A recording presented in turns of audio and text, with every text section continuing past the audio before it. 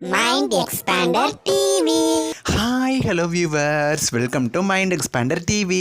மூன்று முடிச்ச ரசிகர்களுக்கு ரொம்ப ஒரு ஹாப்பியான நியூஸோட தான் நான் உங்களை மீட் பண்ண வந்திருக்கேன். மூன்று முடிச்ச சீரியலோட ஸ்டோரி ட்ராக் என்னதான் எப்படினாலும் போனாலுமே இந்த சீரியலில் பார்க்குறதுக்கு அவ்வளவு ரசிகர்கள் இருக்காங்க.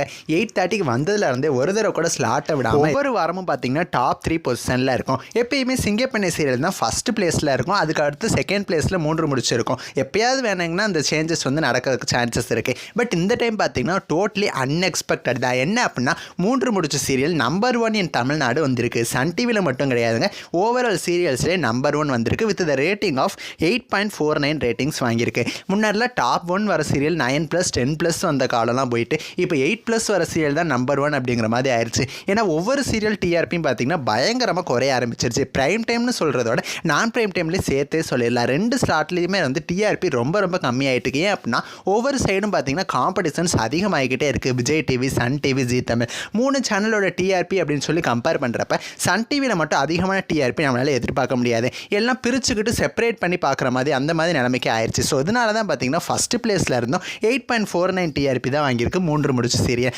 இருந்தாலும் நம்பர் 1 வந்திருக்கு, அது பெரிய விஷயம் தான். நெக்ஸ்ட் செகண்ட் பிளேஸில் சிங்கப்பெண்ணை சீரியல் இருக்குது. மூன்று முடிச்சு சீரியலுக்கும் இதுக்கும் ரொம்பலாம் டிஃபரன்ஸ் கிடையாது. 8.35 ரேட்டிங்ஸ் பிடிச்சிருக்கு.